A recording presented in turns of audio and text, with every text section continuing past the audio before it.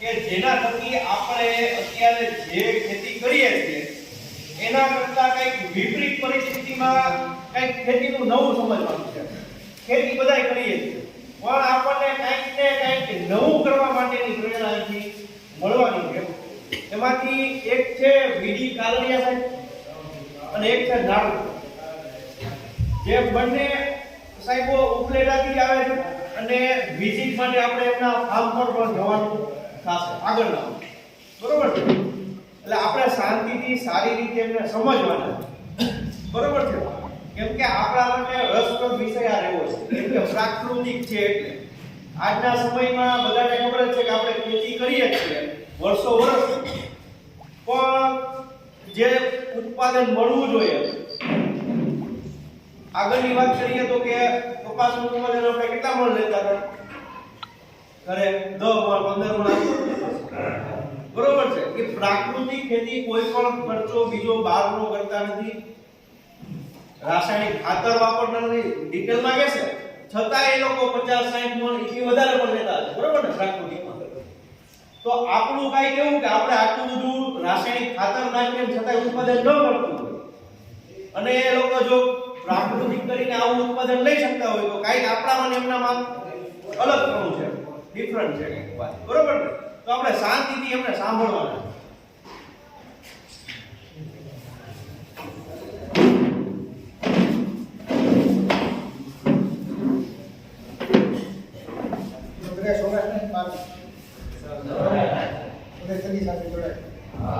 બધા ખેડૂત પુત્ર અત્યારે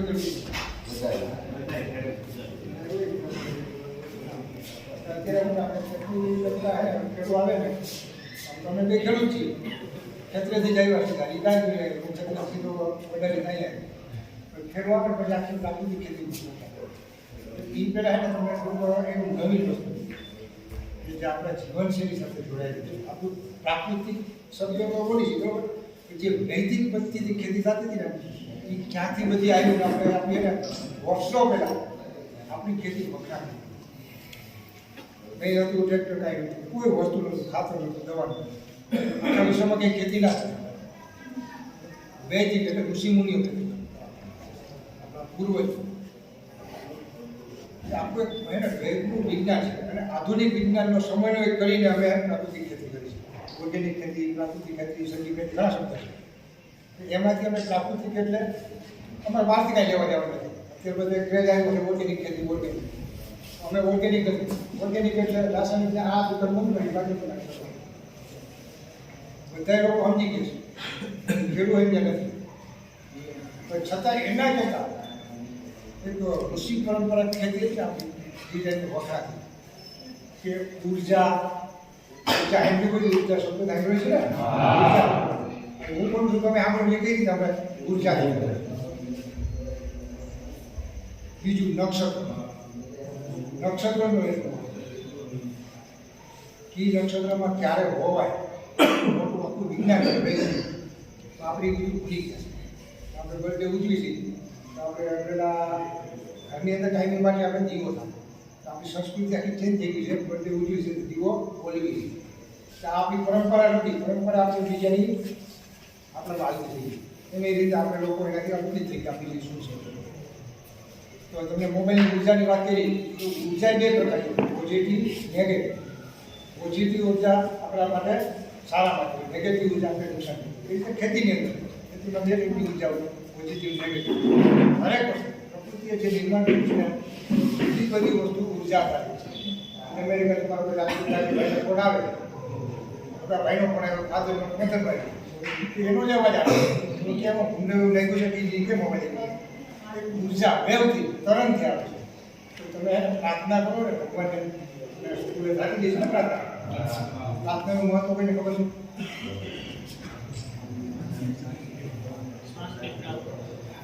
પ્રાર્થના તમારી ભગવાન સાંભળે છે. એ બધી તમે હેન્ડલું હોય, તમે ઝાડુ હોય ને ઝાડવા તમે વાત કરી હોય બીજા હેન્ડલું વસ્તુ ને તમે અમારા ભાવે આવશો ને તમે ફોટા બધું પ્રેક્ટિકલ કરી તમે તમારી જમીને એ વાત કરશો. કઈ પ્રાર્થના.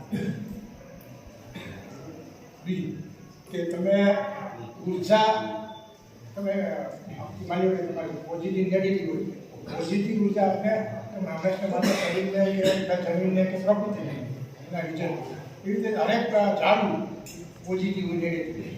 તો તમે માની લો તુલસી હે તો આપણે બધા શાસ્ત્રની અંદર એને તુલસી માતા શું કામ એમાંથી ઉર્જા પોઝિટિવ ઉર્જા પૂજન કરીએ એટલે પૂજનના રૂપમાં લીધી છે આપણે. તુલસીને હાથમાં પાંદડું લેવું તો તમારી તાકાત વધી જાય. એટલે હરેક વસ્તુની પ્રકૃતિએ એની ઉર્જા નક્કી થઈ છે. આપણા દેશની અંદર જે ચાલુ થતું ને આપણા દેશમાં એ હંમેશા માટે પોઝિટિવ. ગરીઓ ટપો ને એ ચાલુ નેગેટિવ. તો કોઈને ટપો બાળક લેવો છે તમને ખાલી પ્રેક્ટિકલ બનાવો. તમને પ્રેક્ટિકલ બનાવો. આપણે ખેતીમાં તો મશીન નથી કરવાનું પછી તમને ખાલી જીવનશૈલી બતાવી છે બરોબર છે. હવે રોટલો મને મારા એક જણો આવે એક જણો રોટલો તાકાત આવો બધાને ઉભા કરવા ભાઈ ખબર કરી આવી આવી તું દારૂ બે રોટલા ખાધા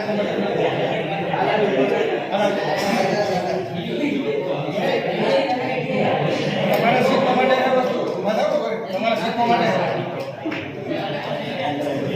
સાહેબ બધું સરખું ના તમે તમે ખોટું બોલો સાચું બોલો તમારું ગુજરાત કેટલું નુકસાન કરે છે શરીરમાં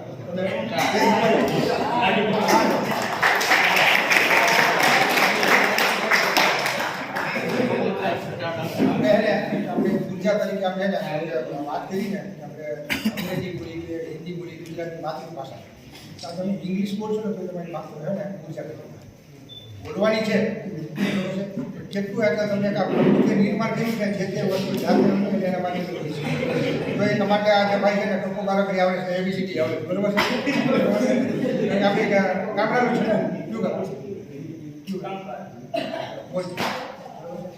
એ ભાઈને હું એને તાકાત તાકાત મારી માપશે એ હું એની માપું તારે હાથ આપો છોકરો બોલે એમાં બોલો હાલે કરો તમે માને એની આવી જાવ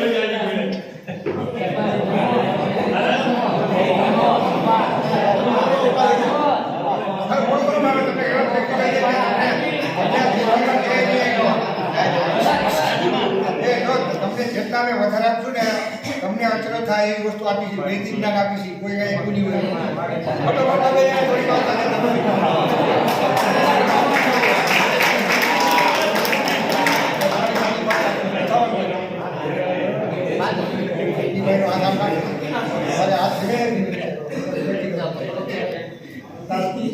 નીચે નહીં આવે આવે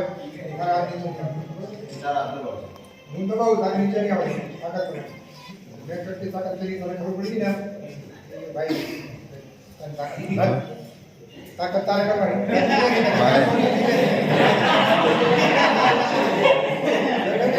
વાંધો નહીં એટલી તાકાત લગાવી ખબર પડી બરોબર ખાલી એટલી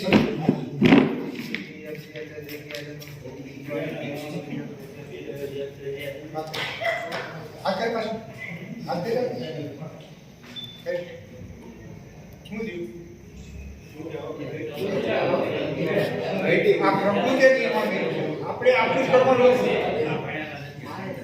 હવે તું એ જગ્યાએ તું કપો આપે આવડે ને જે આવડતું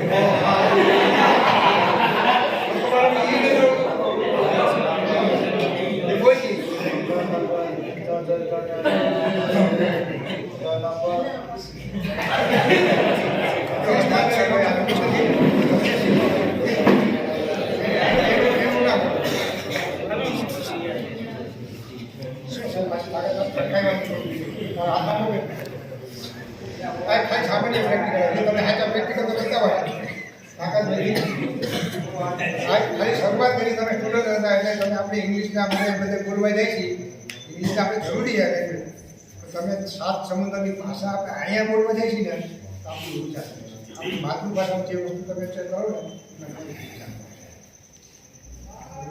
ને તમારા ગુરુજી છે ગુરુજીને આપણે પગે લાગી સાહેબોને પગે તમારા મોટોને પગે લાગી બરોબર આ વસ્તુ કોઈ શીખવાનું નહીં પણ તમે વડીલોને પગે લાગતા છો ને પગે કેમ લગે ખબર છે કોઈને કેમ લગે આનું ઉભા થવું શર્મામાં જે શર્મા એટલે તમને મતલબ છે આ વસ્તુ તમને કોઈ શીખવાશે નહીં આ વસ્તુ કંઈ નવું પછી તમે હાથ લાગે તો હાથ લાગે તો મારવાનું. આપણું વેદનું આપણી પાસે ત્યારે શિક્ષકો નહોતું વેદનું જ્ઞાન હતું બરોબર છે તમે પગે લાગો કેવી રીતે તમે એક રીતે પગે લાગો ને તો તમે જેને પગે લાગ્યું ને એની તાકાત બે રીતે પગે લાગો ને એની તાકાત વ્યક્તિગત કરો પ્લસ આટલું કરી કાપી સાચું સાચી કરો બરોબર તમને એવું લાગે બરોબર છે તું આગળ લઈ જતા શરમાવાની આપણે આ સાહેબ એને તાકાત જે રીતે ભાઈ બરોબર છે બોલો નહીં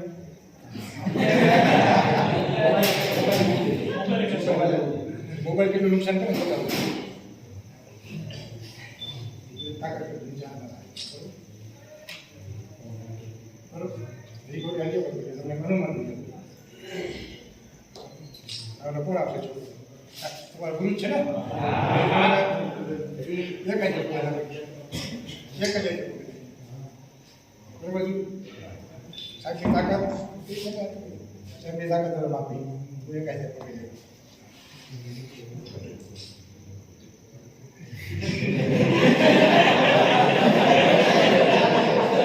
સાડીને મારવા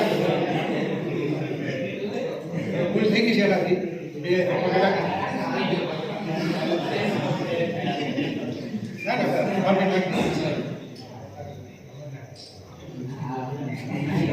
કોઈને શંકા લાગતી નહીં આવી જાય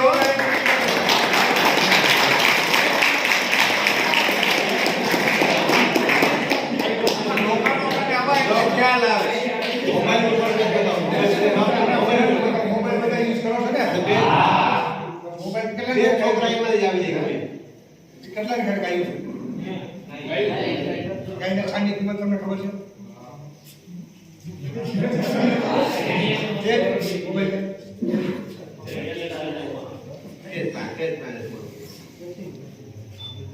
એ ફોનમાં વાત કરે હવે એક આવે ને ગાયની છાણીમાં છે ગાયના છાની તાકાત છે રેડિયેશન એન્ટી રેડિયેશન મોબાઈલ આવે છે થર્મોન આવે છે એ રેડિયેશન આવે ને રેડિયેશન એટલું નુકસાન કરે છે આપણે પ્રેક્ટિકલ કરી આવું કારણ મોબાઈલ છે ને પછી એટલે એમાં ખાલી તમે ગાયનું દેશી ગાયનું 1 ગ્રામ છાણ પાછળ મૂકી દો મારો બાળક છે એગ્રીકલ્ચર કરે મારી બેન એગ્રીકલ્ચર પીએચડી કરે ત્યાં યુનિવર્સિટી જુનાગઢ યુનિવર્સિટીનો એમ કરે સરળ નથી અગ્નિહોત્રી એની ભસ્મ 1 ગ્રામ મૂકી દો ગાયની છાણ ગાય ઓરિજિનલ ન મળે તો તમે અગ્નિહોત્રી ભસ્મ 1 ગ્રામ મૂકી દો એટલે આપણે આવે તો તમે પ્રેક્ટિકલ કરી દો એટલે આવી વસ્તુ હોય ને આપણા શરીરની અંદર ઊંચા ઘટાડે છે વધારે છે એટલે આ વસ્તુ ધ્યાન રાખો આ કેમ કે સાઈડ તમે પગે લાગી ગયા લોકો બાળક આપણે ઇંગ્લિશ બોલો છો ભણવાની સમય પ્રમાણે જરૂર આપણે પછી હાલતા બધું ફોરેન જે આપણે કરવા બધા ના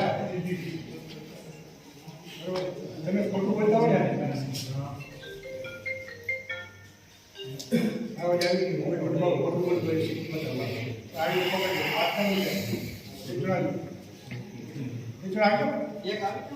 આ બધું શીખવા માટે છે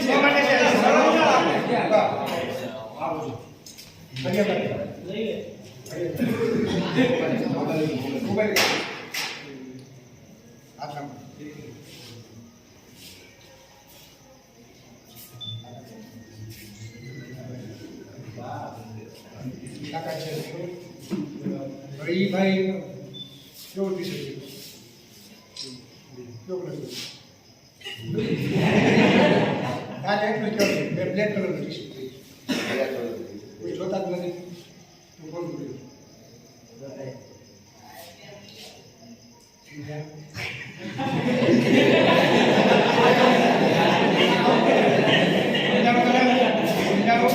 કોઈ માણસ આપણે ખોટું બોલવા નથી ખોટું બોલશો ને એ આપણી ઉર્જા શરીરની વેડફાય છે આપણે નથી નિર્માણ કરતા પ્રકૃતિ નિર્માણ કરે છે આપણે અંદર આપણી અંદર કરોડોની મોઢે જીવતા જીવવાનું જે જીવી છે એ આપણું સંચાલન કરે આપણે તો ખરેખર અહીંયા પ્રકૃતિએ આપણે મારી કરી આપણે મારી કરી ગઈ હવે આ ભાઈ ખોટું બોલ્યા છે આખું તેની આખી રાત તો ઊંચા નેગેટિવ જવાય છે ખોટું બોલ્યા છે એમ ના ચાલે પ્રકૃતિ એનો અમે તમારું એને વિષય કહ્યું હવે માફી માગી લઈએ તમારી બધાની હું માફી માગું છું અને જે કલર ટીસ્યુ પેપર પી રાગ ભાવ નથી હા